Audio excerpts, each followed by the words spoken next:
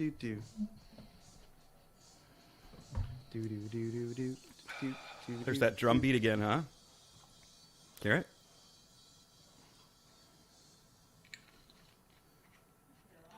Greetings, planet Earth. Hi. Are we live? Because I'm showing us offline. I'm showing us offline still.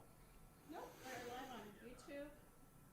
Are we live on the world? I love how we have to ask that because the world is the internet's a terrible thing for us all. Okay, here we are. It is the Kids on the Escalator podcast, the Wandavision 101 breakdown. We're going to do the dumb down tonight with a bunch of different guests, and we're going to talk Wandavision. We are joined by always by our esteemed co-host, Mr. Mike Pongratz, all the way from Brantford, Ontario. Yay! Of Wayne Gretzky, who turned 60 years old today. He did. And I'd still use him on the Canucks fourth line right now. Shout out to Cheryl, real quick. Cheryl Hunter, hello back. Hey, do you know Cheryl Hunter, anyone? There we go, Cheryl Hunter. Hello, and we're saying hi to Alex Donnelly, watching from home. We're saying hi to Taylor Toombs, watching from home. Whoa, look at us go. We're on fire tonight, Mike. What did you do? 9 people. There we go. Yeah. Holy crap. Okay, so sorry to cut everybody off there. I just had to throw that in there before I forgot. Yeah, you don't want to forget. I love that mask, Mike. That's awesome. I feel very overdressed for you look great this weekend. Well, it's a special weekend, right? So that's why I'm all decked out with my. It was actually a year ago today, exactly. Like right now, I would have been. What time is it? It would be about 8:00. I would be sitting in Minute Maid Park right now, watching the second hour of the Royal Rumble. At this point. When you knew what was about to happen. I did, but I didn't. I mean, I knew it was going to happen. I knew that the big surprise was going to be unveiled during the Men's Royal Rumble.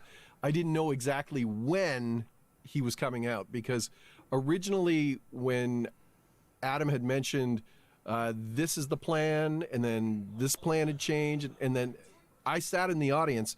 And I've got, hang on, you wanted me to pull this up Yeah, here. I think we want to show that there's some news of the week, if you will. There's some news of the week, and Mike, you can share. Well, so a year ago though, this was let's see if I can share this. Yeah, a year ago, this was that's awesome.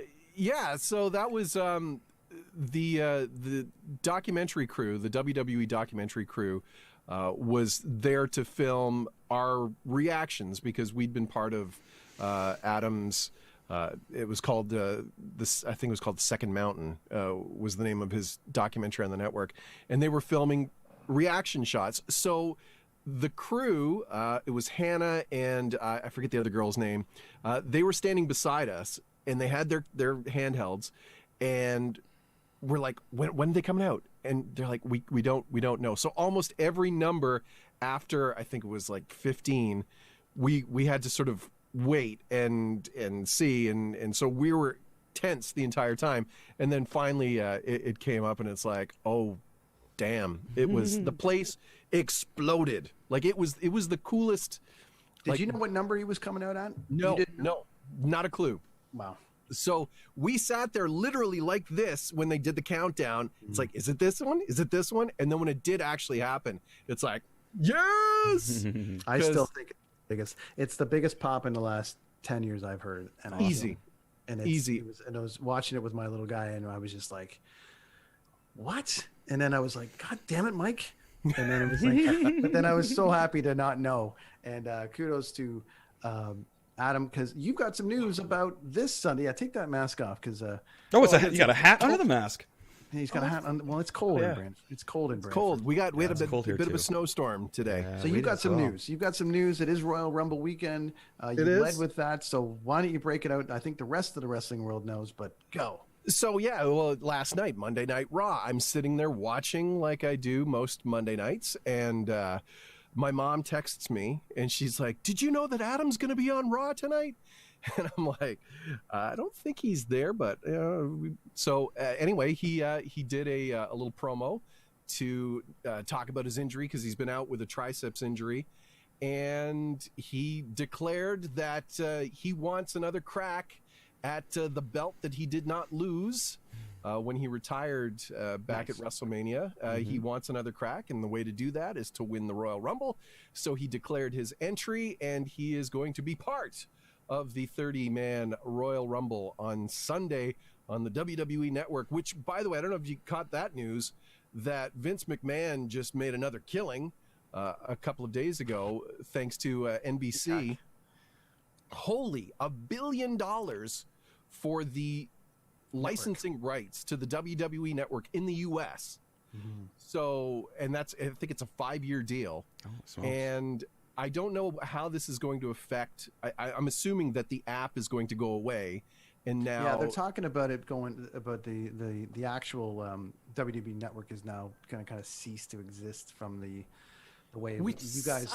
Yeah, I just got the Chris. You got it, right? I just got it. I just got the channel. You got it through the little app, or you actually? Yeah, the app. I got all kinds of channels, like all shows, and you can just go to a Tarantino channel. It's a really interesting thing to kind of see that, because the debate today is, should the WWE have announced Edge, or should he have surprised? And I'm like, he did the big surprise last year. I think this year, I think more people are going to go, if Edge is in it, I'm going to watch it again. And honestly, he's like literally the only guy I'm interested in watching it. If there was an audience, like if they were going to have an actual crowd, I'm sure they would have held off. But because they are going to have a limited amount of people there, they're really pushing, eyes on the product through the WWE Network. So it makes sense to at least declare that he's going to be there. You still don't know when he's going to come in. Yeah, I think he's got a great shot. I mean, he's got a lot of potential opponents and a lot of ways this can go.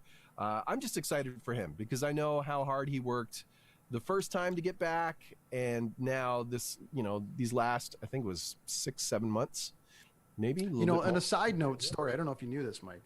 I also had injury like this, and he was like, "What am I going to do?" He called me up. He's like, "How am I going to rehab to get back for the Royal Rumble?" I was like, "Listen, man, we got to take this in phases."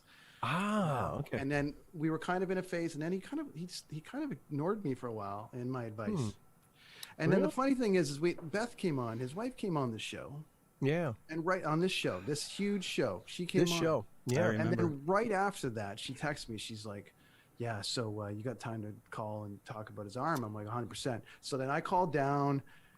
There was a little bit of like, he was like, "Why is he calling me?" I'm like, a little awkward. It was a little weird, because I was like, "Yeah, but don't you need me to help you with the." Yeah. And so then he said no, which I don't believe, because wow. I'm pretty sure he needed my advice. Wow, and that's then arrogance. So then I sent him like a really long email and text with a whole breakdown of how to rehab it properly in order to make the Royal Rumble. He announces he's in tomorrow, or in this weekend. So clearly he read my text. Clearly he's in. I'm taking full credit. So I totally would. We'll have to get him on the show to talk about it. Well, and I imagine that in that email, part of the rehab involves a very elaborate montage sequence with some really bad 80s music. Kind of like Rocky. That's right. Well, I am watching. I'm getting all caught up on Cobra Kai right now, and it's got a whole bunch of montage, 80 montage stuff in there. So that's a great Adam, show congratulations for going into the Royal Rumble. Cheers, buddy. Kick someone's ass. Glad you followed my training regime, and kudos to you, man. Good stuff. He's going to kick ass and defend the honor of us 47-plus-year-olds with dad bods who get written off. So I think he's gonna perform well for us this weekend. So nice. I'm 44. Okay, so what we're gonna do now is it's WandaVision 101. This is gonna be done in 2 phases, because there's the people in the know, and then the people that want to be in the know. So, which I feel like I'm kind of in the middle. Like I'm way in the middle. In there. I was on the Dean Blundell show today, and they're trying to ask me about it, and I'm like, "You got to tune in tonight. You got to tune in tonight." And they're like, "You don't know." I'm like, "I only know a little bit." Our co-host Chris knows everything. So tune in. Dean asked me to be on there today, but I couldn't do it. I was teaching lessons. I was actually teaching "Don't Stop Believing" on piano, and then some AC/DC on guitar there. Oh, very nice. Kids online, By the way, congrats on your guitar lesson stream. Oh, thanks, buddy. Thanks, man. That's very cool, man. Thanks, Mike. Honestly, if I could, I can't solo. I'm a chords guy, 3 chords and the truth. That's all I've ever known. But well, I've said this before. many years ago, you were doing YouTube guitar lesson videos, and I love them because it's just you're very easy to watch and to sort of learn how to do stuff, and you got like a great attitude too, which it's fun, right? It's awesome, man. Thanks, buddy. I appreciate that. The love that you have for playing the guitar comes through the screen. So definitely, if you are a wannabe guitar player. And you want to learn from somebody who knows what they're doing and is actually really good at it and entertaining, watch the stream with Machete, man. Thanks, man. I appreciate that. Cheers. Thank you. Plug-ola. I love that. Yeah, we've already had over 1,000 views on it. It was done That's just awesome, like dude. last night, around this time a little earlier. What are you going to do? Like, you can only watch so many shows. May as well learn a skill, and playing the guitar is a fantastic skill to learn. Yeah, it's fun. It's fun. There's a lot. You can record your own music nowadays. Did you know that Chris learned how to play guitar from me? So we joined the band. Shut up! No, I'm not letting you pull that one off. No way. What happened way. What happened was I met him in a strip joint, the Dynasty, the famous Dynasty in Oshawa. That's all right. That's all right. So me and Dent already had this band formed. Gentlemen's Club. Yes. Dent's bass. I'm guitar and singer. We needed a drummer. Dent's like, I used to jam with this guy named Brent. So we go to the Dynasty. He also used to beat me up, by the way. I didn't even know Brent when he was younger. That's Dent. I've always been a nice guy to Brent. But so anyways, we find Brent at the Gentlemen's Club, and we're like, hey, man, let's jam. And Brent's like, oh, yeah, I want to jam. Let's do it. We can play this. He has this set of all these covered tunes, and we're like, what kind of drum set you got? And he goes, well, I don't have any drums. And we basically just looked at each other and walked out of the strip joint. And a month later, I think he got a set of drums, and by that point, I think he did some drum lessons or something or whatever. But I don't know how you taught me how to play when you didn't even have a set of drums when we first met there, but it was close. Similar to Wanda, I think we got to rewind that, like glitch back. It's funny though. Like it's funny though how much stuff has happened. Like Sum 41 have a huge story from the Dynasty as well, right? Like it was such a legendary place back for rock and roll back in the day, and then a biker gang took it over. But there's some other bands that I don't want to. I don't know if I should talk about their stories there too. Question: Have you ever ordered food at a gentleman's club? No. Oh, that's a good question. I never have. I may be in the minority here, and this is a very unusual story. When I was in high school, I went to Stouffville High, so not too far from where you guys were. I like the flea market there. The big flea. Yeah. When I was in grade 13 or 14, I think I turned 19 grade one 14. Of those years. Yeah, I did the 6-year plan because I wasn't really sure. So did Dent. It's a huge loss. I wasn't a dumb kid. I just didn't like class very much. So we would go at lunch hour to a place called Bunny's, which was a gentleman's club on Highway 48, just north of Markham. And we would go down on our lunch break to, because we were 19 and like, well, we can get in here, and, it was a novelty. And I tell you, one of the best steaks I ever had, and it's probably a bad idea in hindsight now, but one of the best steaks was the strip club steak. Really? And it was $6.95. It was fantastic. Wow. So I am one to say that at least at that establishment when it was operating, the food was fantastic. And it sounds like the main drag down in Edmonton. You drive down Edmonton, $6.95 prime rib at the strip clubs and wherever it is. So yeah, chicken fingers mostly. And then the chicken finger clubhouse sandwich thing at those things, I don't know. There was a lot of underage Pepsi Colas happening at that time. Yeah, well, yeah. So strip joints. So how can we be nerds when we're talking strip joint stories, right? Like it was funny because I was talking to somebody after my podcast. I was Gentlemen's Club. That's right. So I was talking to somebody after my podcast, and they're like, and I was talking.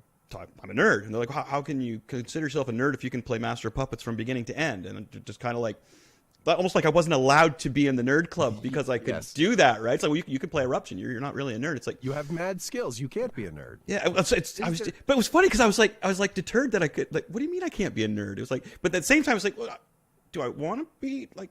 I don't know. It's a weird thing being able to shred and loving comic books, and it's always been a weird thing in my life. I think I mentioned that one of my best friends in high school said, "Man, if you couldn't play that guitar like you do, you would get the shit kicked out of you." You know what I mean? Because I was such a nerd. Like you wouldn't know it though until you started talking to me. Chris, of a nerd, has the definition changed? Well, that's what I'm. So that's kind of what I'm getting at is when I was chatting with my buddy there. They're like, it's almost like, you know how metal's been stripped down to all these different categories. It's like we almost got to strip nerds down to different categories, like music nerds. Yeah. And, like, I don't know how it works. I'm just a dude. But the funny thing is that my buddy always said to me, you see you walking down the street and it's one thing, and then people would talk to me relating conversations to comic books and just asking if they've seen things that nobody watches but me and things like that. So it's just one of those things. You see me and you don't know the words that have been coming out of my mouth because you're going to be like, whoa, you're a nerd. So I don't know. Yeah, I could just talk with my guitar. But I think a nerd is. I think 83. I think Revenge of the Nerds made it okay. Oh right, yeah. What a jam session that was. I remember seeing that too at the drive-in with my folks, and just like I really liked the amalgamation of that band. That's an awkward movie to see with your folks. That'd be like, well, I saw Porky's with my folks. Dude, there was another one. There was a caveman movie. It was Quest for Fire. Oh, I remember that. That's what was Ray Chong. Yeah. Do you remember that massive sex? Do you remember that massive sex scene in that? Oh yeah. It's like they discovered sex. So me and my buddy Jim McDermott, probably not watching, but my parents took us to see this movie, and we thought, oh, it's a caveman movie, like rough and tumble. And then there's this 15-minute like discovering sex scene right off the bat. Actually, people are. Anyway, there's a huge, and it was the same thing, Mike. It was just like, wow, this is really awkward. Awkward. Yeah. Yeah. What was now? Not to go down this path, but what was the first adult film? Not necessarily adult film, but rated R film that you saw as a kid. Porky's. Was it Porky's? It was Porky's, dude, and it was legendary to see that. I remember one of I got Porky's, man. They're like, no, really. When are your parents going out? You know what I mean? And I think he even had it on a laser disc maybe or something too. You know what I mean? Like I'm really dating myself, but that's okay. I'm allowed. Yeah, I'm trying to think. Mine was a Nightmare on Elm Street movie. Oh yeah. Oh okay. It's something like. Well, what about a party like sex romp kind of movie? Yeah. I mean, I think I'm with you. I think Porky's was the legend. It was, right? You could get it on Porky's beta, and if someone had it, it was like, don't you go in there, don't you watch Porky's? Was that yours, Mike? remember, Was Porky's? Well, Porky's was. There was a movie called Separate Vacations. Who was in that? With David Naughton, I think his name was. It was another one of those 80s sort of where no matter what, it was a comedy, raunchy comedy, but gratuitous nudity was basically on tap in most early 80s films. Right. I remember seeing Fast Times at Ridgemont High the first time and being like, what? Oh, yeah. That's such Phoebe Cates watching at home. You're not allowed to tune into any of these until you're Phoebe 16. Cates, yeah. That's the Cars song they play behind it, moving in stereo. Like, that is a moment. That's whenever I play that song, I'm just kind of like in a good groove. Not perfect. Just it's like, wow, what a great song. Like, because that movie has such a good vibe. I love that movie. Yeah. So we're gonna go.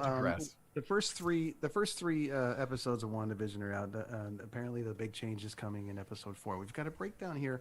Yeah, it's gonna two different things. We're gonna talk about the first 3 episodes, and then we're gonna do what we call the dumb down, which is gonna break this thing down to every single person who I feel like totally confused. Les Nessman in the news over here.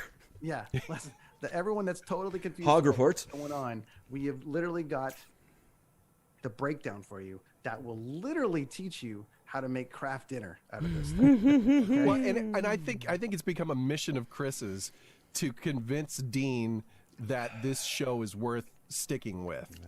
We've got Dean, and we're going to have Lachlan Cross on. Oh, okay, today. Good. Have I met Lachlan before? I don't think you've met Lachlan before. Okay, cool. I'm debating whether to let them in early to hammer them here. But I think their head will spin on the first part until we get to the second part. I'm not 100% sure. I wouldn't bring them in now while we're just because if we're in the know, because I don't want to talk about the heavy stuff and then go a little bit of the dumb, not dumb stuff, the light, you know what I mean? Here around this time, so we'll get into it. We're going to do a 10-minute or breakdown or something, and then we'll leave the last 20 minutes to the three of us can do it. Dean, hang out, stand by. Chris, go, buddy. Oh, no. You guys go first because I got to talk in detail and simplify after this. So, but one thing I do want to show you. Can I just show you one thing? Okay, check this out, dudes. Check this out. All right, can you see that? Now there's Vision after he's been governmentized by S.H.I.E.L.D. all turned one color. Well, that's the Kingston internet. Oh no, am I frozen? That's so while we get to stare at the there we go. Oh, he's back. I'm back? Yeah, okay. back. So, and you can see Wanda's down there, right, screaming as well. Well, those are Wanda's children on Master Pandemonium's hands, okay? And you see the star? He made a deal with Mephisto, who Keanu Reeves is rumored to play, and these are all the parts of his soul that are gone. Notice there's 2 left. There they are, right there and there. So in the dream world in this book, Master Pandemonium and Mephisto, just Satan, the devil, are the villains, and they're manipulating Wanda. And this is the comic. But see, this is why and again, I read this when I was like a teenager, right? So this is just old hat for me. But this is really cool. I would love them. I would love to see that in the show. What are the kids' names in the comic? Are they they're the Billy same. and Tommy? Same thing, buddy. Same thing. Okay. Yeah. So and that'll be in my comic watch. Like if you find this somewhere, if you see that comic, buy that. Right? It's Avengers. It's not even like normal Avengers. Avengers West Coast. With most of these, you can get for like in the dollar bins. Right? So keep your eye open for that one there. That's Avengers West Coast 52, and that could be what we're seeing. Okay. So I digress, you guys. I just wanted to show you that because that was really cool, and that's again just like. That's where I get my source material, and it's stuff that I've known since I was a teenager, right? It's just it's stuff that I've read and loved, so that's why I got some insight. Let me come into it from a. So you guys go ahead. You guys go at it. I'm going to come in from the casual because I know I'm a DC guy, but I can tell you, like coming in and knowing that this is an alternate universe and that she's set up, it was cool to kind of see how they're going to build this out. So you get the 50s, you get the 60s. I think we just did the 70s, so I guess we're going 80s next on these things. And the first thing, like the kids didn't get it originally because they were like, what is this? And I'm looking at it going, Leave It to Beaver, there's I Dream of Jeannie, Bewitched. There's all these kind of cool references to what we used to follow, which I thought was really great. I love how they every time that the question is asked about what's going on, it gets reset. I love that whole bit. They're also, just to interject, they're she came from that town in like another country kind of thing, very small.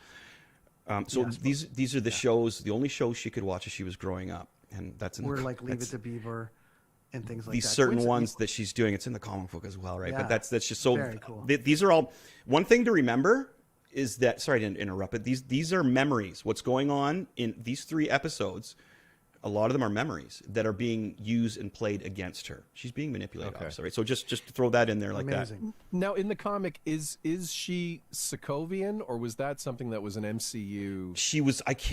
No, she's like that, but maybe a different part of that area. I can't remember if that was the exact area that she came from. That's a really good question. If they kept her, because you know what? I've never paid attention. That's a really good question because I'm more looking at I'm looking at is Magneto going to be her father kind of thing, right? But the same kind of idea, man. They both came from this foreign area, and were a band. They didn't have a mother and father at the time, and they were looked after by Agatha Harkness was one of the ones that eventually helped Wanda, who's in this Agatha. Catherine Hahn, right? Oh, how cool is she? Yeah, I think she's stealing the show. Throwback. I think as you break it down, Chris, I think you're going to make people understand why she's so cool. Because right now, everyone's just a character. Well, she's controlling the people everything. who get it will get it. But the people that we're educating are not going to understand. She's Moff Tarkin, or she's Vader.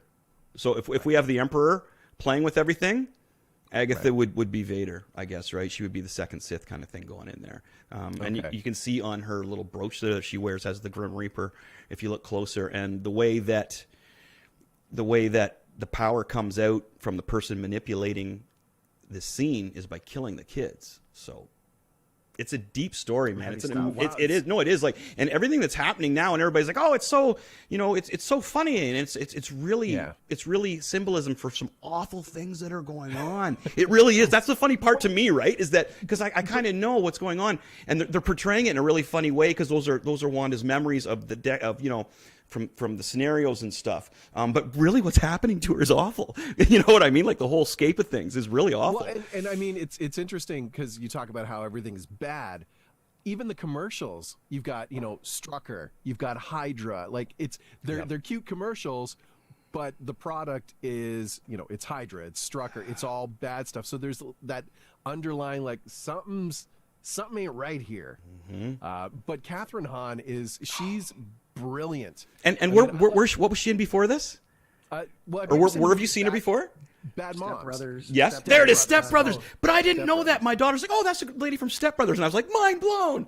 Yeah. I was trying to figure it out with my wife for so long. I thought she was somebody else for the longest time. But anyway, sorry to interrupt again. But yeah, Step Brothers. And because I was just like, But Mike, I'm loving her. Like I am loving her. Great. The supporting cast is excellent. It is. I really found the last episode 3, the whole for the children, and how unusual. You don't see any kids in this Westview, in this sort of made up town. Is that some sort of thing that will be explored? Is that? Yeah. So, I think I might have an answer for that with the villain, but you guys let me know when you really want me to spill some beans here.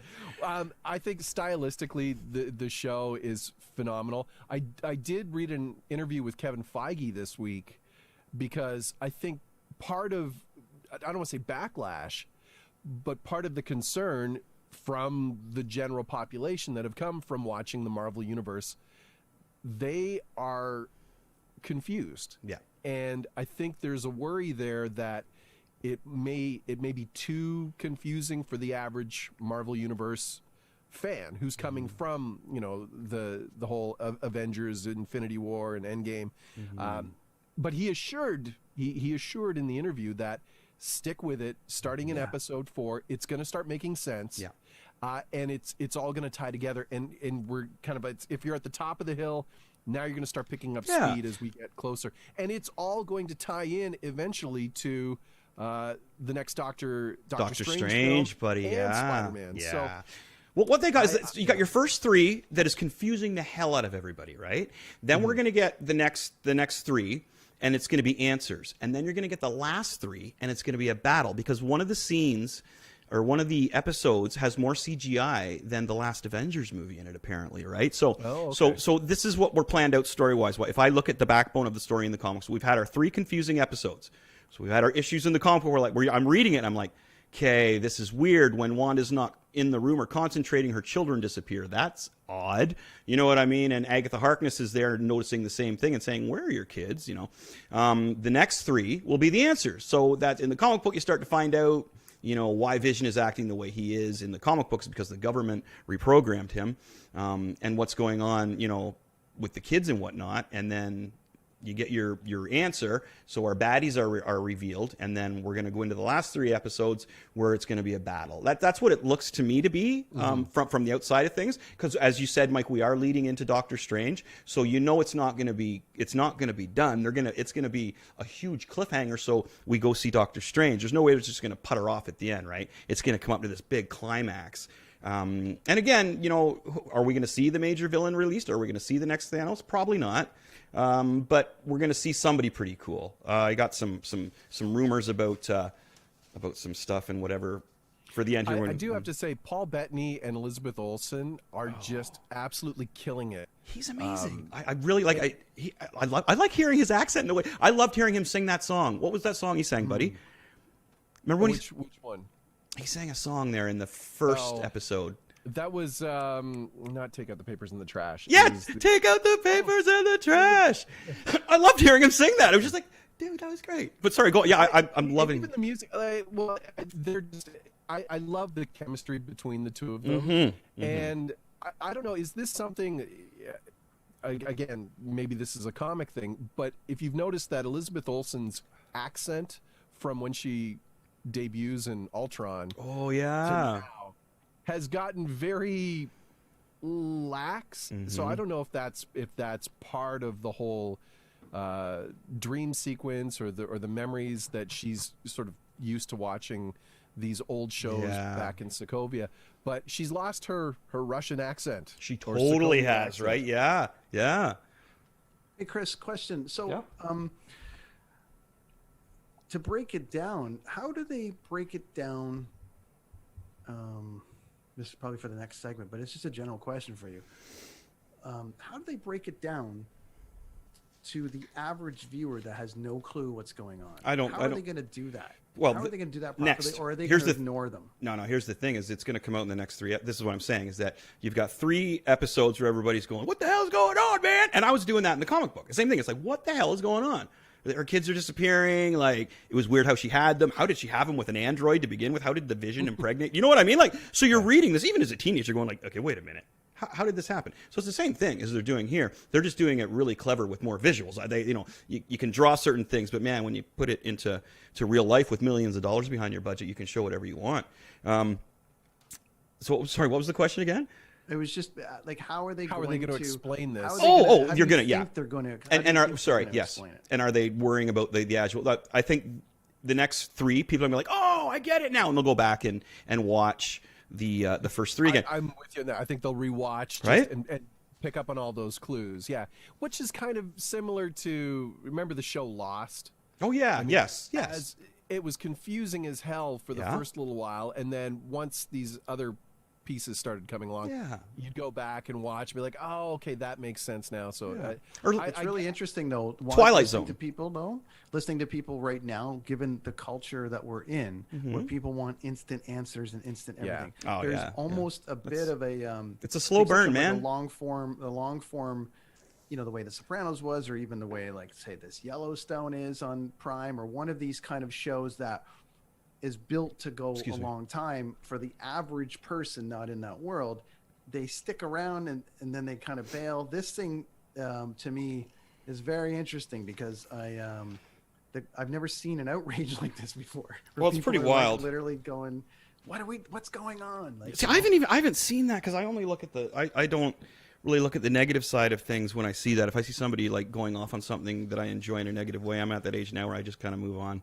So I haven't really seen that. So that's cool for me to talk to people who don't get it. Reading about it though too, and just reading in general, and like, I mean, like, I don't read that. Like, I just. Well, with this show, I mean, even from the outset, when they were talking about what these new shows that were going to be on Disney Plus were, when Wandavision was introduced, I think the majority of people were like, okay, what is this? And why is Vision back? Is this a prequel? What is so? I mean, there was initially there was that sort of, what is this? Now you've got 3 episodes where stylistically, visually, it's really cool, but the longer they drag out this sort of confusion, I think they'll start losing. Which is again why I think Kevin Feige was hitting, some of the publications in the last week, just to be like, hey, okay, guys. It's coming, right? This seems messed up. Yeah, Wanda said the same thing. The actress said the same thing. Like, it's going to be it's worth coming the next one. Ride. Yeah. Oh, it is. Yeah. So I'm hearing the same thing. Elizabeth Olsen, I guess her name is. Yeah, she was saying the same thing. And then also, sorry, Mike, the actor that we were just talking who plays Vision. You had his name? Paul Bettany.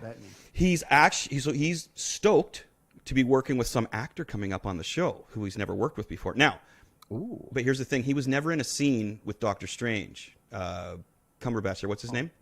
Oh, Benedict Cumberbatch. Yes, who's an awesome actor as well, right? Yes. So he has actually never been in a scene with him. He could be talking about him, or people are hinting that it could be Keanu Reeves again. I keep going back to this Keanu Reeves rumor because everybody wants Keanu Reeves in the Marvel Universe. I think it would be fantastic. Right? I think that's part of the fuel. He was rumored for the Eternals, was he not? Yes, he was. Like a huge character, right? And it wasn't even. It was more of his face. It wasn't like a bodily person. I can't remember the exact person, but these are all like super gods, the Eternals, right? So it was like an image or like something like that. But yeah, so he's apparently going to be coming in, and everybody wants him to come in. Do you guys want me to hit you with some real crazy stuff here? Or do you guys want to just? And then we'll go for it, and then we'll add the guys in a couple minutes. So okay, so do you guys want to comment on anything I'm saying here? Okay. What do we got? So far, here's what we got so far. You break this down for us guys who are getting it and kind of getting it. We've got a couple questions here. Okay, so we've got who is manipulating Wanda? Who is the main villain? Right. That's my biggest question whenever I watch any kind of thing like this is who is the villain, because the villain needs to be better than the hero, in my opinion. Because good always wins. It looks like evil's going to win because that person is so powerful on the dark side, right? But good wins. So I always like to judge the story and the hero by the villain. Now, who is the villain? Now, here's okay. Did you guys catch when they were at that party with all the ladies there? Before for the children thing. With Dottie. There you Dottie, go. Who the crushed mom. Yes. Okay. Did you catch when she said the devil is in the details? And then Agatha says that's not the only place he's in. All right. So they're hinting, wink. right? So they're totally hinting at Mephisto there, which is pretty rad. What is with Keanu Reeves and playing the devil? Right. Or anyway. A Constantine, he did a great job. Replacements. Just dark. He talks slow. Johnny in this movie? Yeah. He talks so slow when he does Johnny his delivery, Mephisto. maybe, right? Yeah. Whoa. Okay, so we've got all right. So and now here's the other thing. In my opinion, and a lot of other comic geeks, we've already seen the villain. Wanda, he's already been in there. Now Wanda has. Sorry, do any of you guys know what I'm talking about? Any inkling of who I'm thinking we've already seen who is the villain? The guy with the bees? Nope. No. He's with Sword. The bee thing, the bee is a whole other thing. That place is protected by bees and flies and gross insects, kind of like what the devil has. Okay. Anyway, sorry. It's not his boss, the boss at work of Vision. No. Okay. Maybe the neighbor. Which, by the way, is sort of cutting the. No. What is the one? And it doesn't have to be a person. What is the one thing that Wanda could not control? That has that friggin' stork that brought the kids. The bird poofing away in a red cloud, dudes. And she could not. Anything else? No. Backpedal. Vision. I don't know what's going on here. Backpedal. Monica Rambeau. You're out. You're ejected. She could not get rid of that stork. Now, the whole basis of my point of the story is the children and how they need to be killed to have somebody's soul redone. The devil, this is the whole plan of the person that is manipulating Wanda is those two kids, okay? We saw that. For the children. That stork is our evil guy. But how does she have the kids? Do we get an explanation? This isn't some sort of divine intervention. She is so friggin' powerful, dude. Now, how did she bring Vision back? Right? So there's some questions that I don't know how they're gonna. But if it's a memory, I can see that. But right. I mean, if who knows? Maybe the kids are just a vision. Mm-hmm. But that's just that whole side of it is mind blowing, and it's very perplexing. Yeah. I don't know what they're see. The end game in the comic book was that Wanda became so powerful that she created them. She created two kids. Now, now as we go further with Wanda, and I'm going to go into this, as she progresses, she just gets more pissed off. And one day she declares, no more mutants. And she gets rid of the X-Men, everybody, just by saying, no more mutants. I was going to ask you because the sword, which is the... it's got a different meaning in the Marvel universe than it did in the comics. Slightly. They just changed it. It's like a sentient weapon observation response division is what we have in the show, and I think it was just one word was just slightly different, right? But as I say, Shields had to expand. So she is the first mutant. Is that what we're kind of led to believe at this point? Wanda there? I don't know. See, here's the other thing too.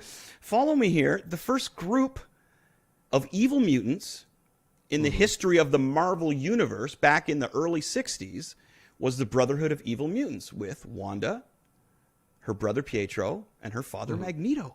Could we be heading to that? So follow me here. So check this out, Mike. So we've got the villain could be Mephisto. No, I'll go back to that. Okay, let me just go back to who could be the main villain.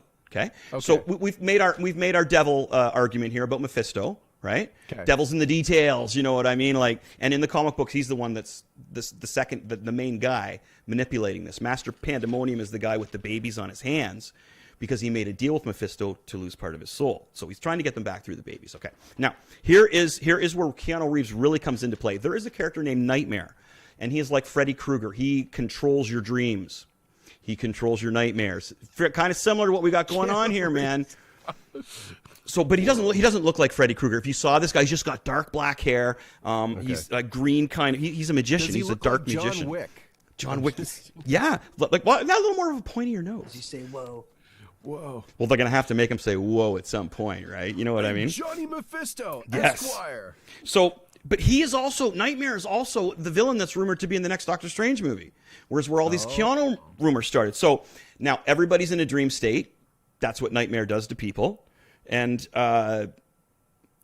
just him being the next villain, you know what I mean? Like the nightmare state, the dream state, they're all in a dream state. They're all trying to get out of it. And the other thing is, whatever's going on in this town, the town people just want it done. Just take the kids and get out. They're terrified of what's going on, right? They snap out of it every once in a while. Even when Monica snaps out, she's like, Ultron killed your brother. But she's like shocked as she's realizing all this stuff, right?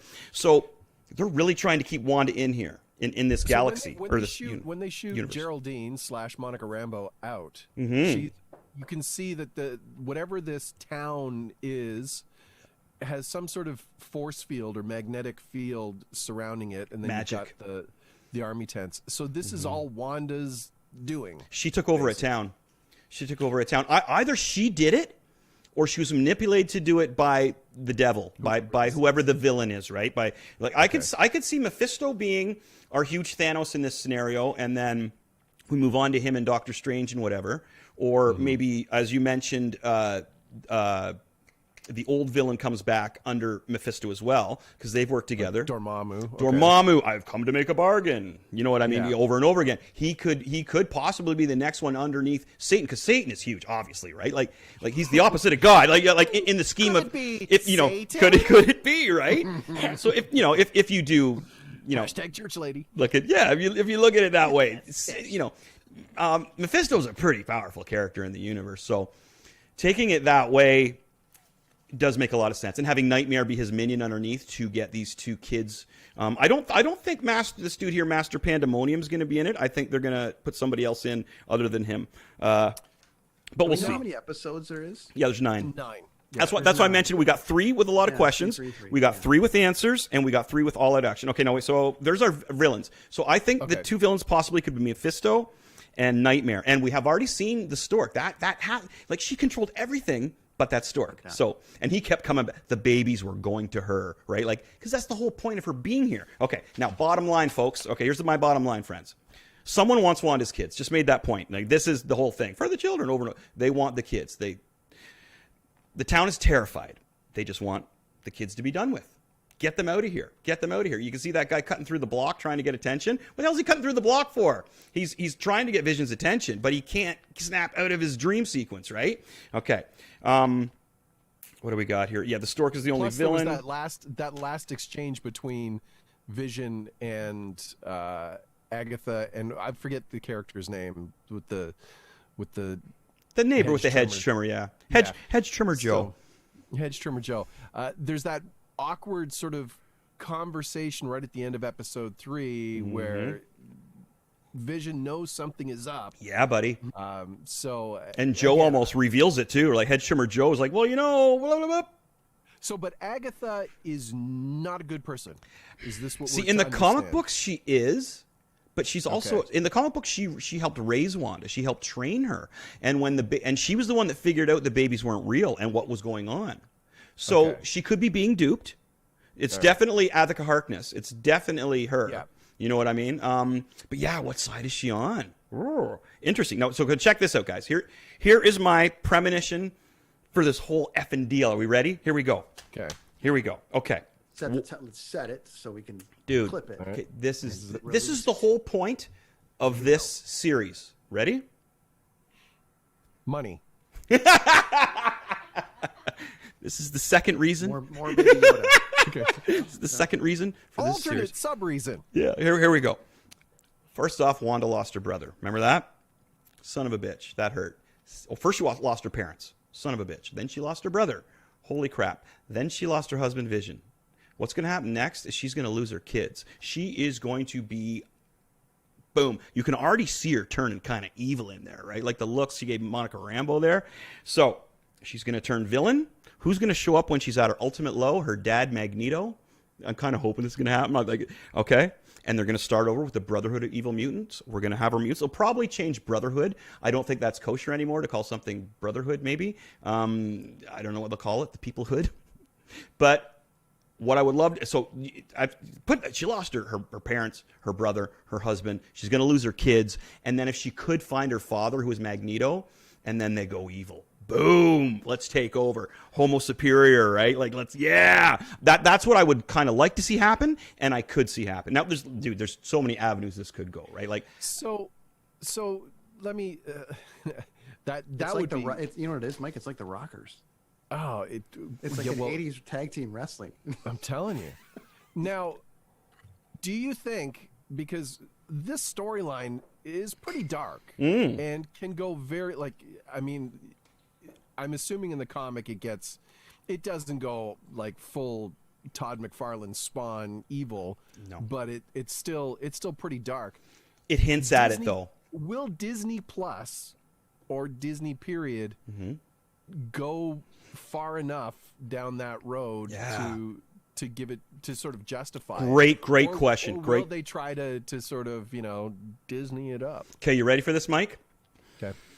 That's a great question. See, these are the questions that I like to be asked. Okay, so what happens in the comic book is, yes, her kids do get taken by Satan. They do get taken away, but they're in limbo. They get rescued. They get sent to an alternative dimension. They come back. They form the new Avengers, the twins, the two kids. So one's a speedster. One is a witch, or a male witch, whatever you would call that. Wizard. A warlock? A warlock. Yep, there you go. And so they get saved from the limbo by being thrown into another dimension, maybe a multiverse. And then they come back out, and they form the Young Avengers, which we have young Hawkeye already coming out. Who else do we have? We have the girl from Ant-Man doing something. Excuse me. And it's young Marvel too, isn't it? Yeah, Monica Rambeau's in there, like the younger one, and then there's the Miss Marvel from because it's an Indian Miss Marvel, right? Which is the first time that's ever happened in the comic books. Is they're really like I say, like I mentioned Spider-Man. There's more Spider Women than there are Spider Men right now in the universe. So Marvel is really trying to keep it, even along the board for everybody, which is cool as long as they don't sacrifice stories for that. Like I'm not cool with that. Like if you're going to sacrifice a story just to appease the masses and have people not be offended, come on, man. Like. Well, they've got a whole ton of source material. Right, Mike? Like, this is the thing about Marvel. There's so much source material. Yeah. It's crazy, buddy. And I'm lucky enough to, well, if you're into this stuff, to have been a partial to it since the 70s. So I do know a lot about it. And it's just a passion. Like, it was funny. I was working on the comic book, and I'm really caught up, which is amazing. But I'm sitting there, and I'm like, wow, I'm so burnt out. And I just pulled out a box of comics and started going through them and looking at them, right, Mike? And I forgot I had that one. You get like the first appearance of Iron Fist, some old Power Man, and I'm just like, yeah. And then it just I forget about everything, and I love it so much. So it's such a passion for me. It's not like work to understand this stuff. And plus, I just think it's some of the best storytelling and some of the best writers are in comic books. Frank Miller? But are you going to be able to convince Dean and Lachlan? I don't get Dean. I don't know. I think he's passed out on his Well, couch. yeah, he's probably smoking too much weed over there. The power of the dark side. Well, the thing is, I can't convince anybody to like something, Mike, but I can explain it to him, right, buddy? You know what I mean? Like, we're gonna get Lachlan Cross on right now and see if we can get him to understand. Yeah, did I make it sound more exciting to you, Mike? I don't know, man. Dude, I'm in for episodes 4 and beyond now. Cool. It was confusing as hell for the first 3. Yeah, right? Are you saying you were out, Mike, before this show? Before today's episode? Right? I know. I wasn't completely sold on it, but no, you never know. You're like Carolyn during The Mandalorian. You're like, I'm out. There's just it's an 18. Hey, Lachlan Cross, how are you? Good. How are you, Brent? Good. Lachlan Cross, my friend, welcome to the show. We are here to help you with WandaVision. We're going to break it down for you. We haven't seen Dean Blundell. We don't know where he is. We think he's passed out in the corner from some kind of... Have you seen Mallrats? Power of the Dark Side. That's right. We don't know where he is, but Lachlan... Just like the Escalator. Welcome to Kids on the Escalator. Hey, buddy. Why don't you introduce yourself to everybody on the panel? Yeah. I am a radio guy in Edmonton, Alberta, Canada. I have been doing this a long time, longer than I probably want to admit. And I've known Dean for quite some time. Over the last year or so, he's thrown me on some podcasts. And he's coming. He hasn't had too much of the dark side. We're all good. Anyway, Power of the Dark Side. There it is. Have you ever seen that scene in Mallrats? Power of the Dark Side. All it took was one big chronic blunt. I'm supposed to be on the TV, man. Damn. Hi, fellas. Hey, I feel like Les Nessman here. Yeah. Hey, we interrupted Lachlan. Go. Keep going, buddy. No, I was just saying that I've been doing this a long time. Dean's been throwing me on some podcasts lately, and I got volunteered to come on this podcast because I had made some comments on Twitter about WandaVision. Now here's my stance on the WandaVision. Okay, when some geek friends of mine were saying it was one of those shows, not unlike The Mandalorian, that if you were a casual fan, you would probably get it. And then I watched the first episode, and I'm like, I don't get it. You won't get it till next episode, buddy. It's going to go in threes. Episode. Well, here's the thing. Here, we got 9 episodes, just to quickly explain one part, to answer one. So we've got 3 episodes. And this is running kind of along with the comics. So when I'm a kid, I'm reading. So here's one thing I just want to show you guys. If you can see here, there's Wanda's babies attached to that dude right there. So we're not heading in a good direction with those kids, right? You can see Wanda down. No, like they're attached to some creepy dude's arm. Like the kid, and they're demons now, right? That's what happens to Wanda's kids in the comic book. And this is Avengers West Coast, not the normal Avengers comic book. So again, I was saying for you comic book geeks, Avengers West Coast 52 is going to go up in value big time. So our end game for what we're looking at is kind of this thing here, right? So that's Wanda. Wanda's. I'm supposed to. That's what's going to happen to Wanda. No, her kids. Wanda's down here, buddy. Wanda's down here. You can see her. And there's Vision. He's all white. He's been taken over by the government, and his mind's been wiped. So I'm reading this, right? And I'm like, okay, so how did Wanda and Vision have a kid to begin with? And then there's other scenes where Wanda's like, well, my babies have disappeared. And it's like, wow, it seems like if Wanda's not concentrating on her babies, they disappear. So the whole thing of that is reading along with it. I was like, what the hell, man? How are they going to do this? Let's start with questions from the panel for a second. I think Lachlan, you got it through the first episode, but then you stopped. You haven't made it to the third. The fourth. No. That's not true. I did make it to the third, and here's where I stand with the third episode. At least by the third, it looked like there was a storyline developing. For those that don't necessarily follow along, it looked like something was happening. The first 2 episodes, it was like, what? Nothing's happening. I don't know any of the Easter eggs. I don't get any of it. So I'm like, sitcom from the 50s. Yes. So why? Why? Here's the thing. Why is Vision British? Like, yeah, right? Why didn't he put the crystal in his bum? It would have been safer. Yeah. Well, Vision's dead, so that's the first thing you gotta take into consideration. Vision's not even alive. Okay, let me break this. Okay, break this down. Smoke them if you got them. Grab a drink. Here we go. First off, okay, you guys seen Avengers 2: Age of Ultron? Yes. Okay, so no. Okay, well you gotta go back to that. You haven't seen Age of Ultron? Locke? Yeah, can I call you Locke? It's fucking great. It's awesome. It's one of my favorite Avengers movies. It's like everybody's least favorite, so it's one of my favorites. Are you kidding? Ultron was amazing, dude. It was very clever. Okay, so there's where we first see Pietro and Wanda. So, Lachlan, you got to go back and watch Avengers 2 Age of Ultron to kind of get the glimpse of what's going on. Because all the commercials, you guys see the commercials in there, right? Yeah. Yes. It's Hydra. They're all Hydra commercials. Now, if we go to where the Vision and Scarlet Witch Pietro and Wanda, where Wanda was first seen, okay, she was being controlled by Hydra. So all these commercials are hearkening back to when she was in those cells and they were manipulating her powers. Now, what Hydra did not know is that Wanda was already a mutant. So all they're doing is amplifying her powers even more. Dudes, this whole thing, it looks like everything going on is really fun and nice. She grew up in a very, very small town with very little TV. All she remembers from TV is these TV shows. So this awful thing that's happening to her is being portrayed in her mind as these TV shows and fun things that she remembers from the past. What's going on is horrible. This is the end result, dude. It's like the babies are spoiler. Those 2 babies are to fill somebody's soul for the devil. That is the point of those babies, okay? So everything that's going on is not nice. It's nice to us.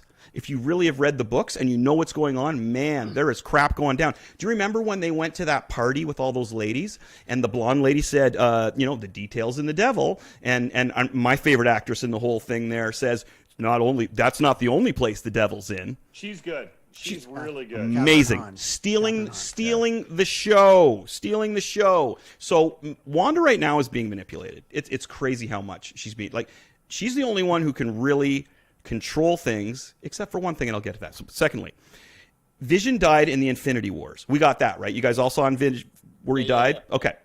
He's dead. He's back. That is an alarm right there. What the hell's Vision doing alive? All right. Again, what is at work here? How is somebody going to bring Vision back to life? So we all get that, right? The Vision has died and he's brought back. Okay, cool. I got a few points here, guys. So I was asked to really strip this down for everybody. Okay, so Vision has died, and again, you can catch him kind of going, well, wait, Wanda, blah, blah, blah. And she'll rewind it, right? Like she's in total control. Yeah.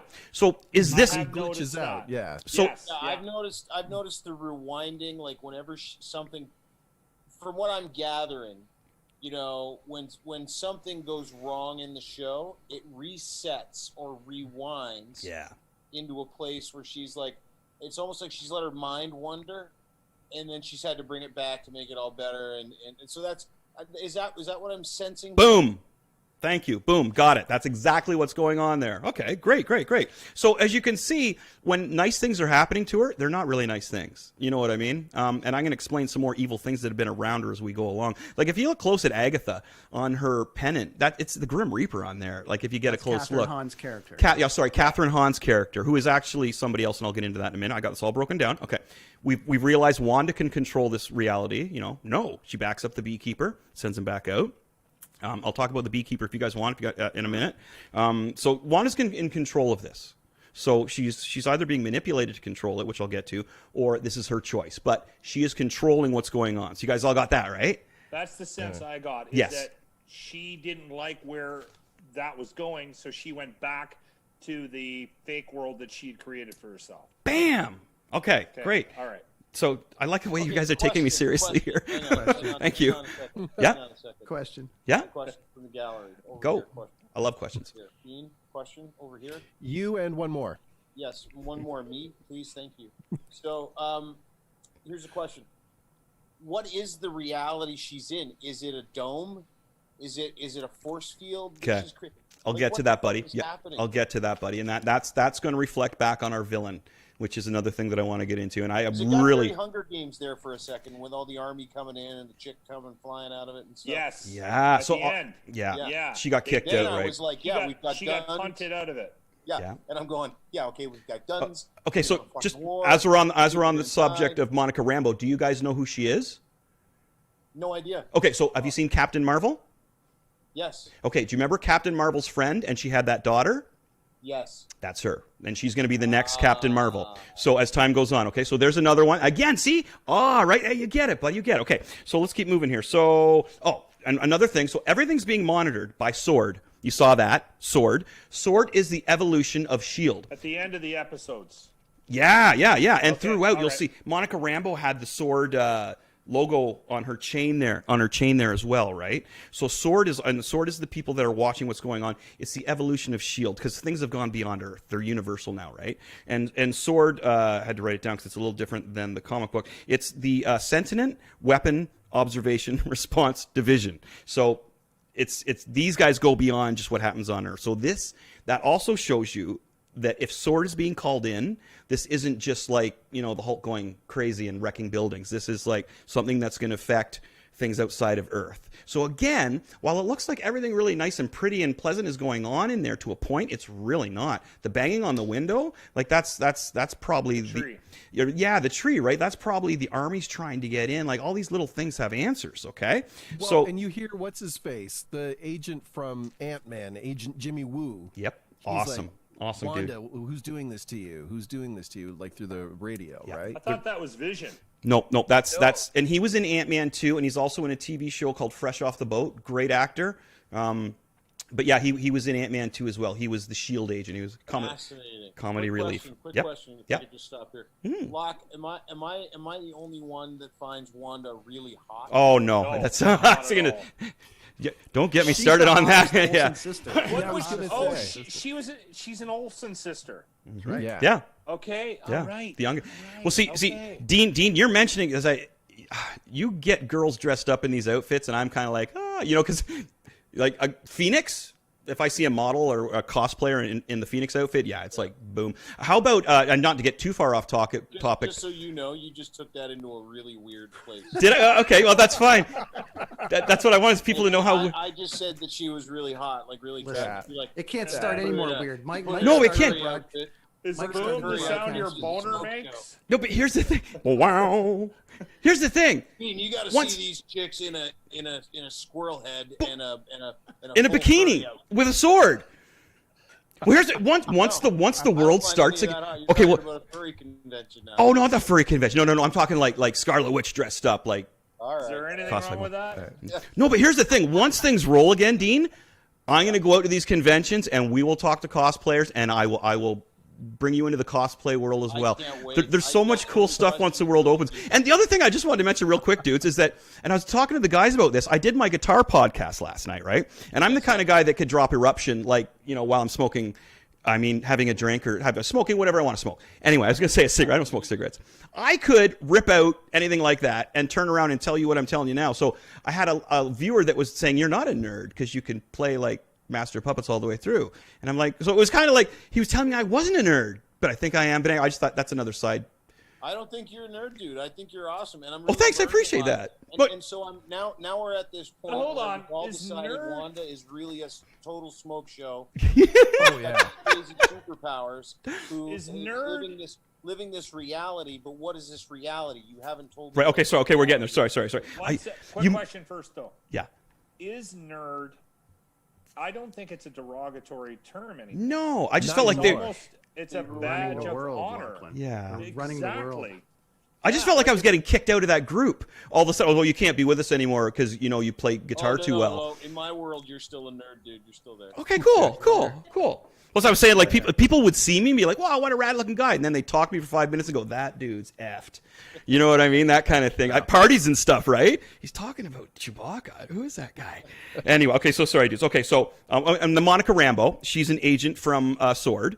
And I explained who she was. And you'll notice, though, when she started to click in to what was really going on, when she started to wake up, Wanda was like, wait, no.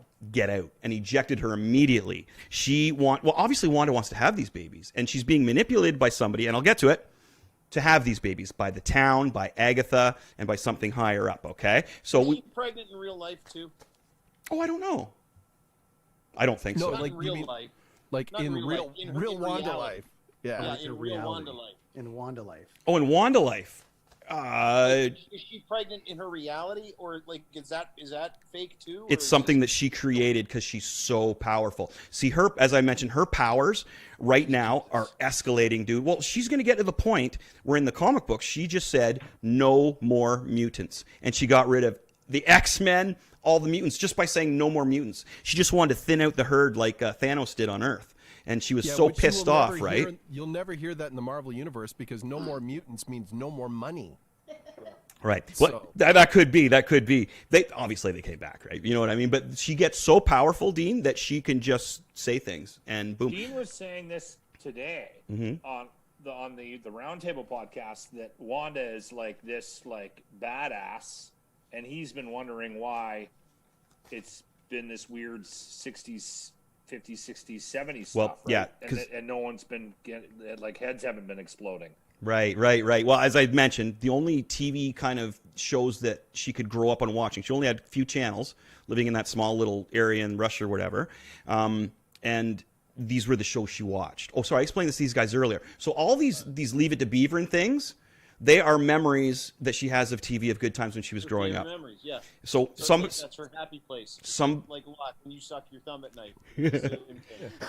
So, That's not my thumb. So somebody's prying on her happy memories, placing them in while something really evil's going on. Like she's being manipulated. So I'll go a little further here. So what do we got here? So we just did okay. So Wanda is being guided and influenced by the town. I talked about that, and most notably Agnes, right? Who is Agnes Harkness in the comic books? She is the one who discovers in the comic books that Wanda's kids are not really kids. She's like, because in the comic books, what happens if Wanda say you're in the room, Wanda's there, and her kids are there. Okay, if Wanda leaves the room and goes off to fight, Whirlwind or somebody, her kids disappear. So Agatha is like, hey, so your kids disappeared. What's going on, Wanda? And then, finally this dude pops out and says, ha, ha, ha, here's what's going on, kind of thing, right? And the person above... that's the big bad guy then? As I mentioned, Mike, he's the secondary, right? And above him is Mephisto. So you know how Thanos had all these guys that came down for him? So that would be one of the first ones that come down here. But I'm thinking it's somebody else, as I mentioned, Keanu Reeves. Trying to avoid Mephisto. Well, I'm thinking that's what's going to happen. Yeah, we're all trying to avoid Mephisto, my friends. But I live by the power of the dark side, so there's not much more I can do. Okay, so we've got it's obvious that she's being manipulated, right? The radio broadcast is asking her, who's doing this to you? Who's doing this to you? And that was where we were talking about the S.H.I.E.L.D. agent from the Ant-Man 2 movie. So they're trying to help her. They know something's going on with her. Did she take over this town? Or was it created? Now, it's looking like it was taken over because all the people in it seem terrified. They all seem like they're going to shit their pants, right? Because they just want the babies to be born and get out of our town. Like, just do Wanda's thing with her, manipulate. We'll help you. Like, yeah, for the children. We're going to put on shows for you. We're going to, be her neighbor and drop by and do all these cool things, have picnics. But, just get the babies and leave us alone. You can tell. So this is like a Marvel Truman Show? I think it's like a Twilight Zone episode, if anything, buddy. That's what I would akin it to, is Twilight Zone. But again, guys, the next episode, you're going to get lots of answers. That just made more sense. You just said it's like a Twilight Zone episode. Right? That does fill in some blanks for me. It's like a slow burn. What is the reality that she's in? Is it a dome? Yes. Yeah. Did they take over a town? But it seems like the people already live there, right? And they're terrified. They're like just kind of going through the motions. And that one Chris, lady. Are you saying we're going to find that out? We're going to find out, like to Dean's question, we're actually going to find out. Is that a dome, or did she take over the town? You think we'll find that out? Yes. I think personally they took over a town, because you can tell by the people in it. They're just kind of like, oh my God, And when the girl was like, help him. She wanted to go, help him. Oh my God. But she couldn't. But help him. When dude was choking, right? There's something with the color red. Yeah, right? And it's very Iron Man-ish too, I thought. It was very armor. Well, that helicopter that she finds in the bushes there. Right? And it's got the cutting of the hand. Yep. Yeah. Now, that could also be leading to our main villain, so we've already seen the villain, my friends. We have, and I'll get to it. Yes, he's already been in there. What we got next? Nope. No, it's not a person. Not the bee guy. Okay. Is it the piano player? The neighbor. Think of the one thing that Wanda could not control, and man, she tried and tried and tried. And it had to do with the kids. Who brought the kids? The stork. Who could she not get rid of? The stork. See that puff of red? Did you see the puff of red he turned into? Yeah. But that is the only thing she could not control. Now, the whole point, again, of this is Mephisto delivering the kids to Wanda. So, we've got a stork delivering the kids to Wanda, who is obviously above her control. Makes sense. It's just like it's kind of edging out the way the comic did. How Mephisto... So Mephisto is the big bad. I'm thinking the big bad would be Mephisto. And now here's the thing. The villain now this is all leading into Doctor Strange, fellas, which is going to lead into Spider-Man. The rumored main villain for Doctor Strange is Nightmare. What he does is he's like Freddy Krueger. Puts you to sleep, controls you in your dreams, manipulates horrible things out of superheroes and stuff, right? This Nightmare guy. So what's everybody in? Kind of like a dream state. What is this like? Like a nightmare. Who's the main villain in Doctor Strange? Nightmare. Where's this leading to? Doctor Strange. Who's rumored to play Nightmare? Keanu Reeves. Whoa. That's right. I did read that. Yeah. That's hilarious. Okay, I have a question, Chris. Yo. So, the thing that bothered me about this show, WandaVision, was the ratings. They were through the roof, and then I watched it and I was like, "What? Yeah." This doesn't. And so I will hearken back to, The Big Lebowski. Mm-hmm. I don't mind that movie. Mm-hmm. It's an okay movie. That's one of the greatest movies ever made. This is the problem I have, right? Fucking here. Yeah, right. So my wife's shaking her head no beside me, right? Like, it's greatest movie ever made. It's not. I didn't say it was. I said it was one of them. I watched every time that's on Crave or Netflix or something. I watch it. I watch it all the fucking time. It's one of those. It's one of those. If you flip through and you stop on it, you'll sit and watch the whole thing through. Fine, but it's not the fucking greatest movie of all time. It is not. I didn't say it was. I said it's You're one saying of them. it's one of them. No, Yes. I will come through the screen and Okay, Dude, it's you gotta that's like what I'm saying. Is it that good? You know what I think it is, buddy? I think it's the fact that it brought in the female viewers on this one, because they were, from what I've seen and what I've been talking with a lot of people online, it's brought over a lot of female. It's very kitschy, and it's the kind of thing that the females can like, oh, okay, I can watch this, because they're not really getting it, but they're being a part of it. You know what I mean? It's like, I'm watching I Love Lucy. Wow, is she ever pretty? She's got nice boobs. Like, oh, like I want to go watch a movie with a strong woman, and so all these women are like, hey, watch this movie with a strong woman in it. Boom. I need some shit Boom. to start blowing up, though. Oh yeah. Well, as I mentioned too, Feige said that. Well, in the last three, buddy. No. So the next three we're going to get answers, but apparently there's an episode that has more CGI than the last Avengers movie, the Infinity War. So we must be, and that's going to lead right into the Doctor Strange movie, right? Which is, whew, I don't know if you guys. Okay, so Chris has got a really great. We can wrap it up. That I think will keep you guys completely hooked. Chris, at the end of the 9th episode, you have a great theory about where. Oh, okay, yeah. So check this out, guys. Again, going off the comic books. Okay, do you guys know anything about the X-Men? Yeah. Okay, do you know Magneto? Oh yeah. Okay, in the comic books, Magneto is Scarlet Witch and Quicksilver's dad. All right. So what a great way to bring in Magneto. So check this out. Wanda lost her parents, who she thought was her parents. Okay. Then she lost her brother. Then she lost Vision. Now she's going to lose her 2 kids. Dude, she's headed to be a villain. She was very first introduced in the Marvel Universe in 63, 64 in the X-Men comic book as one of the Brotherhood of Evil Mutants with Magneto. So here's what I'm thinking is going to happen. Could you imagine losing all that, though, what I just said, right? You've lost everybody. And then all of a sudden, wow, you're my dad and you have all this power? Yes, I do, daughter. And you know what we're going to do? What are we going to do? We're going to take over. Yeah, let's. Right, we're going to fuck. Exactly. Yeah. So Wanda's, and she's so powerful, dude. Not only is she a mutant, but she had her powers augmented by Hydra with the gemstone, the blue one there. Remember that? So she's already a mutant, but powers on top of that. So, dude, she's going to be so powerful. Like, and again, Marvel is really into showing off other cultures and the feminine side of things right now, right? Like you're noticing that with everything, and they're doing it well. Which I got to say, they're doing it well. I'm not hacking on it, but to make one of the most powerful Marvel characters a woman is something I could totally see happening, and she is. She's hugely powerful. So this is nothing like the Trailer Park Boys. No. Last question I have, and I'll let you guys get to your podcast.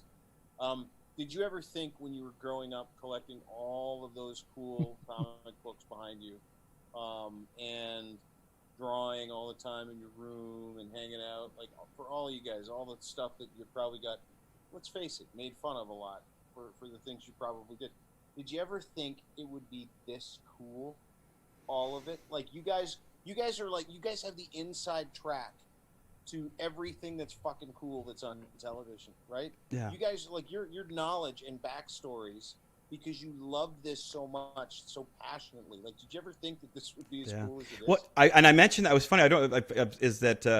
My friends back in high school used to tell me is that, if you couldn't play guitar as well as you can, man, you would get the shit kicked out of you every day in high school. Right? Like that's what one of my best friends told me, man, is like, and the same thing. It's like you see me at a party and you're like, wow, look at that guy, man. I can smoke a joint, have a drink with that guy. And I'm all like, man, did you see the last Star Wars movie, man? Or did you buy comic books? Or you into Spider-Man? You know how he does this? Dude, I don't want to smoke with you now. I just want to go out and beat the shit out of you. Exactly. No, and that's exactly.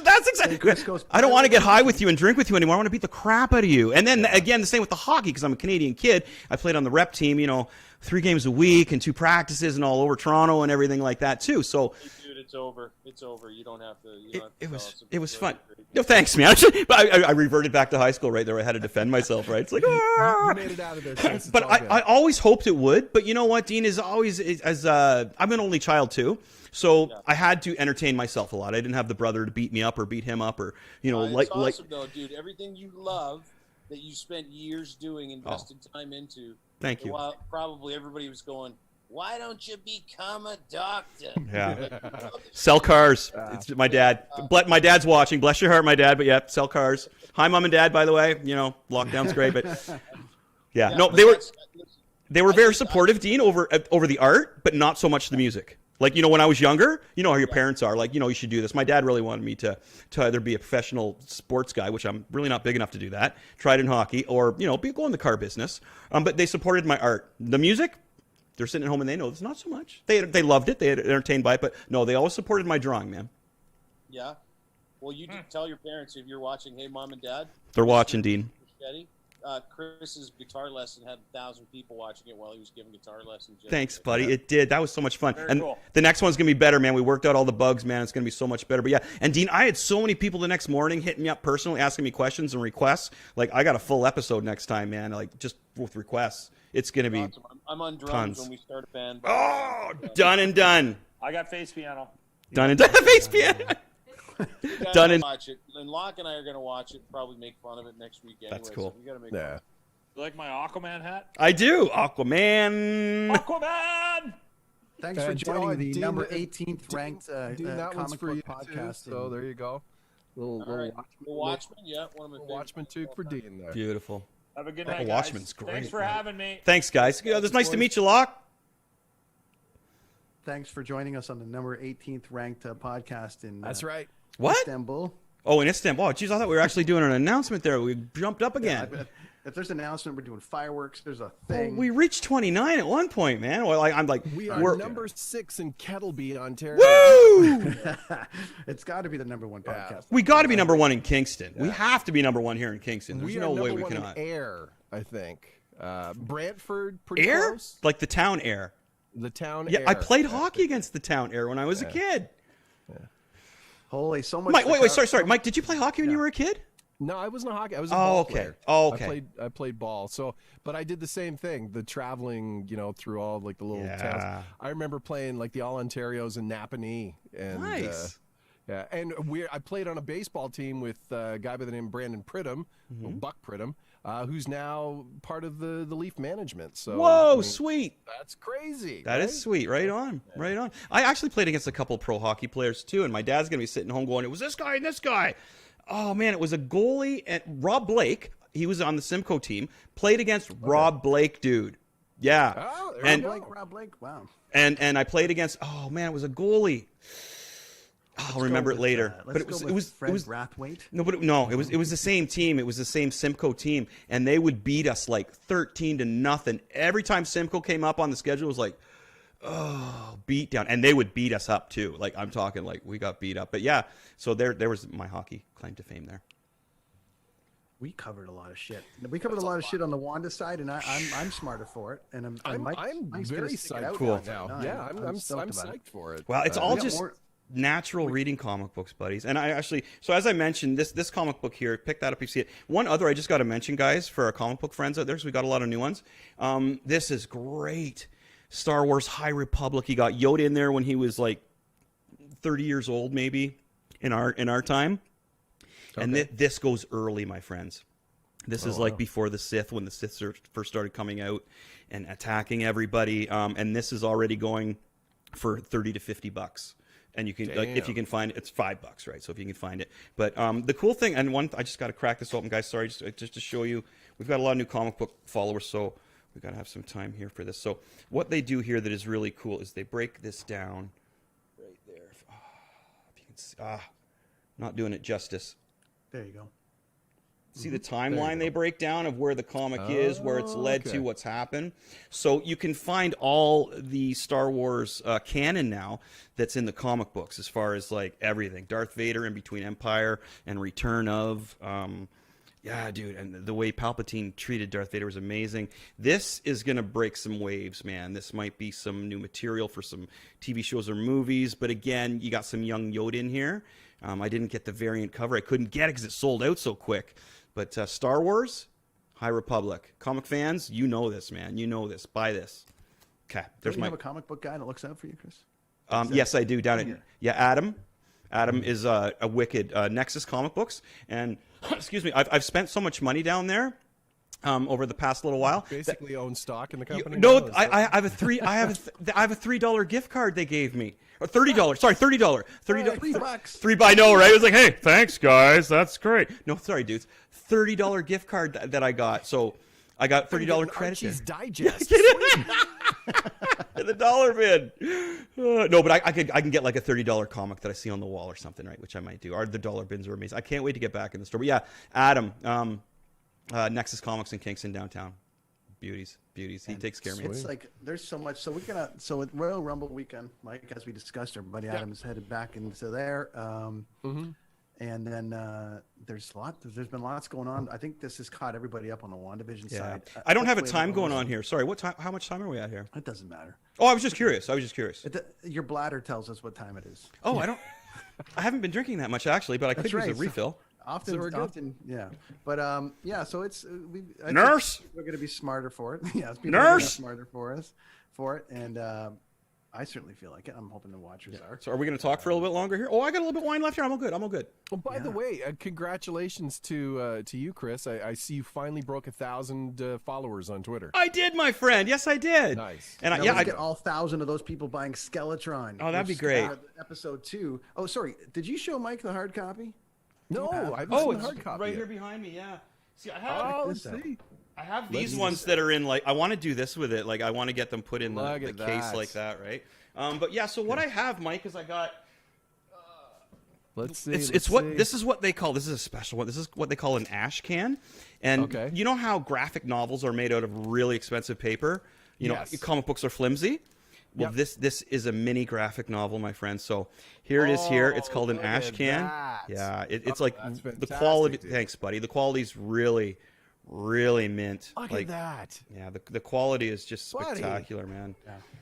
There's our next. The next issue is going to be called Burhell, and we're going to bring in a character. The cool thing about it, too, is Burhell is like a buddy of mine from when I was a kid. He went off and joined the army, so he's going to be the sergeant of this army, right? And also, we had a little extra money for kids in the Escalator, and we put. Mike, remember when you got your first check from the WWE and you're like, holy shit, I got a paycheck from the WWE. I did. I did. Did you keep it? Did you frame it? This is Chris's like check from the WWE. Oh, this is just to have it. That's the dream live in person, right? Hey man, that is, you know, just to have it. Yeah. So what I'm going to do is we're going to do just a few copies of this ash can. For friends and stuff, and then we'll go to the normal copy like what I've been showing everybody. But this is awesome. This is the main one. Thanks, buddy. This is the main one right here, and this was the test copy that we got. But it turned out really well. I was really impressed with it. And I did everything. $4.99. It was $4.99, and it's now $19.99 in Istanbul, which is where we're huge. Yeah. But anyways, it's still great, can get it for a reasonable price in Kettleby, Ontario. So. Yes, but we will have. It's going to be available, like for sure. I can get it out to here in Kingston for sure, you know, and then between here and Oshawa or between here and Toronto, I should be able to drop off some copies and that kind of thing. Good stuff. Yeah, man. Thanks, Mike. I have a character I'm going to do. I got to talk to you offline though, but I have an idea of a character for you. Well, we have this wrestling cult, right? Okay. And Don't be fooled by my wrestling nerddom. No. Well, it just seemed natural kind of thing, right? To have you in the wrestling cult. But I'll talk to you about it. I've already started drawing. That's awesome, dude. I've never been you've got to do this. There has to be an audio version of it so Mike can break it out. Oh yeah, that would be so cool to have. Wow, I never thought of that. Break it out. Well, you have the page come up and it's like dun, dun, and you read along with it. Like wow, that's a great idea. Remember, hey, speaking of read-alongs, did any of you guys have those books as kids? The Star Wars with the record the album. Yes. And R2-D2, every time you did his little beeps, you had to turn the page. Yeah. Dude, yes, I did. And I had the Marvel ones, too. And every time it would make the spider tink, you would turn, same deal, buddy. Yes. By the way, I have to talk about how much, just before we go, I got to talk about how much fun last week was with the retro toys. And dude, that was amazing. It was a blast. Well, you guys got to see what I was doing. Remember that video I posted what I got caught playing with my toys? That's right. I don't know if you saw Chris was Rick Moranis. That was great. So that was awesome. Spaceballs. The Chris from the network was able to salvage the Spider-Man fight. So thanks. Oh, that's good because that was cool. mint. Running into a little bit of like Zoom hell, and hopefully we'll move away from Zoom into a much more cost effect or a much better production area eventually down the road. Yep. But anyways, he was able to salvage it, and Ray loved it from Corn. He was like, "Hey, there's my kids fighting." Oh, that's wicked. Big thanks to Ray. Yeah, and buddy, that was everyone appeared awesome. again last week. Oh, dude, I swear to God, man, if I wish Fitz was closer, because like we would totally just play Star Wars all day. I know, right? Like it would just be like, look what I got. No, look what I got. Look what I got. Look what I got. Let's jam. There's so many episode ideas coming up to do it again and all the rest of it. Yeah, well, we wanted to. Well, here's the other thing too, Brent. Is so now we got Kids on the Escalator on Tuesday nights. We have retro movie nights on Friday nights, and we've got a voting between what movie we should watch, and we're getting a lot of viewers on there on Twitch, which is awesome. And thank you to our Twitch viewers. Awesome. I was talking with Rhodey today online when he was doing his Twitch, and we were talking back and forth. Funny, he has a what's her name? Carla Homolka fetish right now. I know you're not watching, Rhodey. So I'm just gonna. You had to be there. He was kind of back away from that. And it was so funny because he accidentally popped it up there. So if you want to see what the singer of Protest the Hero does, you got to check out his Twitch TV, man. Yeah, dude. But he again, first thing he said was, I got to get on Kids in the Escalator, so he'll be on here soon as well. That's awesome. So we have Tuesdays. We have and Fridays we have the movies, and then we're voting between 3 movies: Pulp Fiction, Creepshow 2, and Empire Records. Oh, all 3 good flicks. Right now we've got 21 votes, and Pulp Fiction is winning. So so far, and I've signed that so much lately, Mike. It's like because I'm on this. You know what I mean? I was kind of hoping for Empire or Creepshow. Empire Records is great. Rex Manning alone. Yeah, sexy Rex. And that actually had a really good soundtrack too. Dude, If You Want Blood, You Got It by AC/DC thing in there is like, man.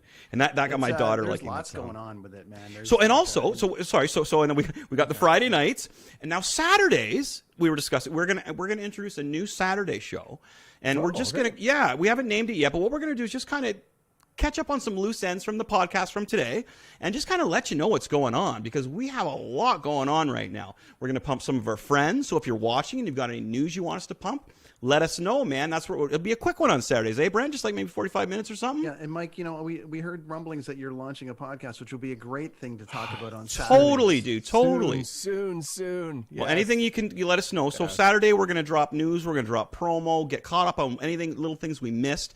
And Sunday, Brent, I thought maybe we should introduce Rad Kids Comics. I think the kids need something. Yeah, the kids need something. They do. Just, adjust my clock here. Hold on. Fit it all in. Yeah. Well, it's your kids. I gotta get my kids on the tech side so they can run their own. Okay, there you go. Well, here's the thing. We already have one episode in the can. We're ready to go with it. Just an idea, but we need something for the kids, and I would love to get in there and teach some drawing.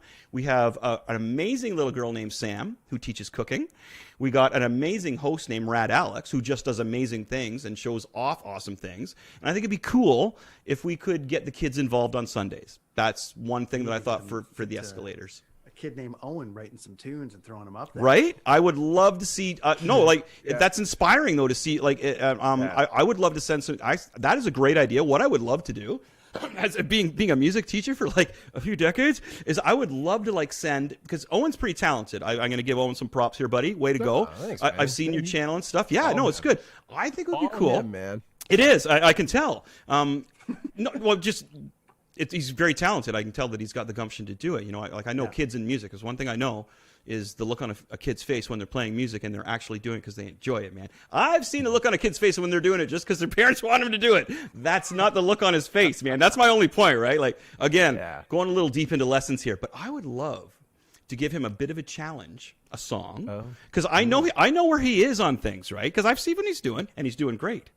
So I would love to give him a song, something in his realm that wouldn't kill his schedule and just something fairly simple, and let him take it to where he wants to and show it off on Sundays. I think that would be fantastic. And he can pimp his channel and whatever he's doing. As you know, I am all about kids learning how to play music and showing them off. Nice. That's my gig. It's not about me, man, at all when it comes to music anymore. I'm done. I've done my thing. I'm all about showing off the youth and the next generation, man. And well, the cool thing about what Owen's doing is that is one of the things that I've told my students you can do. It's like you don't have to be Slash. It's great if you could. You could be a studio musician. You could be a songwriter. You can be that dude who does it all at home with different video cameras and shows people. Like there's different avenues for everybody, man. And I would love to show off what Owen is doing. So that would come in on our Rad Kids comics on Sunday. And then who knows what else we come up with. We'd like to. There's so many ideas that the flow. We get a lot of. But those, I think those are those should happen. Most of them are, except for the Rad Kids comics. But we'll make that happen, Brent. We'll make that happen. Mike, Yo. what's going on? Tell us what's happening. We're gonna. We don't know where we're going next week just yet. There's a retro. Yeah. There's a retro '80s wrestling episode on the way that we need to get into. Right. Where we need to invite some guests. Also horror. Some more music. Some more music stuff, because we've been avoiding music for a couple of weeks, and I want to circle back around to indie bands and stuff on there. Some indie bands. Obviously, I think it's probably a good idea on the WandaVision side to do every 3 episodes. Sure. Let's let everybody get caught up. There's going to be an arc. I got a question though, Mike. Do you have a? Don't tell it now. But I was thinking for an episode. Do you have a ghost story? Do I have a ghost story? Everybody does, right? No, everybody does have a ghost story. Yes. Horror movies, ghost stories, and there's a ghost. I don't know if it's necessarily a ghost story, but I'm sure there's a ghost connection between the 3 of us that circles back to Port Perry. Okay. Well, so Mike, so pin it there. But here's my idea. Horror movies and ghost stories, and we do the same. We do that thing where we get a bunch of people on talking, because everybody has a ghost story, right? I got a great seance one, man. Yeah. Well, I've had some friends of mine were posting on social media talking about horror movies that scared the shit out of you when you were a kid. Nice, so, yeah. So that would be a good episode, right, buddy? Yeah. So everyone has to revisit our Halloween episode. Well, yeah. Well, I thought, but we really broke down that, and this is a great parlay from that, Chris, because we'll be able to turn it into the ghost story with the. Well, yeah, that would be great. Any similarities between the 2 of them? Which 80s wrestling and ghost stories, 2 episodes coming up that I think would be really cool. Nice. And another one is Good Times Rad Kids, right, Brent? As we were, get Owen on there, I get Taylor on there. We get all these people with their kids on there. Another good episode. So, the House of Ideas. Lots of content. Yes, the House of Ideas, right? We forgot to mention earlier, Mike, that the Peacock Network also signed us for content. Oh, really? Oh, yeah, great. So they got the WWE Network. They've got the WWE, they got The Office, they've got Friends, and now they have us. It's on the Escalator. Well, see, this is what we're going to try and do, is film in like something every day. We want to turn this into a channel. Yeah, I could come on here and just talk to everybody about what I had for breakfast, because I don't eat breakfast. That'd be a quick one though. But you know what I mean? Like, I was watching these people. I'm watching all these people on Twitter, man, and they just talk about the stuff they're into. It's funny because I can talk. if you want to just, I would like to go through my comic collection with everybody too. But there's just so many things we can do. I'd like to do something every day on Kids in the Escalator. Yes, I would. I drink a lot of energy drinks. Let's do it. Yes. So, Mike, do you have any news on your podcast coming up or anything? Or no, I'm still Okay. It's almost like a running joke with me. Like, all good, buddy. Anything? No. What's new in my world? Nothing. Same old, same old. Although I think I should start. Considering you got 1,000 listeners now, I think I need to start pimping my Twitter just to get you should 1,000. So so come on, follow me, and I'll start coming up with some. I've been at 590 or 580 for 3 years, so it doesn't seem to work. See, I just need to replace all the Russian bots that I know, right? Friending me over the last 5 years. I just got RVD, Mike. I just had RVD start following me. Oh, there you go. Yeah. That was cool. Impressive. He's funny. He's got a WWE special coming up soon. Yes, he's part of that same series that Beth's stuff. Yeah, buddy. Yeah. Yeah, man. So much going on. Yeah, so nothing. Much going on. Nothing new in my world, baby. I just rolling along. Well, you're always welcome. You're our brother here, Mike. You're always welcome. I appreciate it. I feel like the Kramer of this show. Three amigos, my friend. Yeah, just I'm in here. We're good. 3 amigos. This is great. Okay. Yeah. So on that note, let's wrap, because right. Well, not wrap, but we'll wrap. So next up we got Friday night. What's today? Today's Tuesday, so we got Friday. We got our movie that we're going to watch, our producer and myself. I only hook up with her for the movies. I don't see her other than that. No, I'm just kidding. Pulp Fiction, maybe. Yeah. Leading I think it's going to be some Quentin Tarantino, which is cool. I love Quentin Tarantino. As far as if you're a writer, Quentin Tarantino, man, gold. Yeah, but come on, Empire Records. Yeah, go and vote, right? That's what Lonnie's saying. Vote for Empire. Go vote, Yeah. go vote, go vote. Go vote. We're on Twitter there. It's pinned to the top. Go vote to which movie you want to watch. And I'm playing Dying Light, a crap load of Dying Light in between doing comic pages. And again, getting a lot of views on my Dying Light. Thanks, zombie friends. I'm really appreciating it. You're saying hi to me while I'm playing. And yeah, I love doing the video gaming. So late at night, I'm the late night gamer. After I've drawn a lot of comic stuff, I come down and I talk about it. And I play Dying Light, and that's like every other night, right? Kind of thing, yeah. So next up is, I'll probably play some Dying Light tonight, folks, at 1 o'clock, Ontario time. So I think I'll be asleep. That's okay, buddy. I get it. In about 10 minutes. Oh, Mike, I don't get up till like 11 o'clock, dude. It's like pretty... Yeah, the life of a comic book artist, right? When summer comes along, it changes because you get up and you look at your yard and you're like, ooh, I'm going to trim that tree. Or you know what I mean? I'm that way. I love gardening. I love like getting out there, and mowing the lawn's fun for me. But wintertime, dude, hibernation. That's all right. Nothing wrong with that. Yeah. Okay, but again, we're going to, yeah. sorry, Rad Kids Comics. That's the next thing we want to get going here, We'll too. get that up and running. You got some kids, do rad shortly stuff. for that. Yeah. Follow us on all the things. Follow Mike. At MP Voiceovers. At MP Voiceovers. Please follow You know, Mike. if you get to 1,000 people, it's I totally want to get to 1,000. That's it. just because if you get there, I'm close too. It's Cool. it's, Well, let's help Mike out here, folks. Get in there. Yeah, I just want to get there, and then I'm done, and then I'm good. It's because you're on the number 18 podcast in Istanbul. So number let's do that. one in Kettleby. Number one in Kettleby. Thanks to our friends at Blue Microphones for helping out here, helping me out. Yeah, I got a different one. I got an You got a 80K different here one. tonight. How did that sound tonight, though? Is this...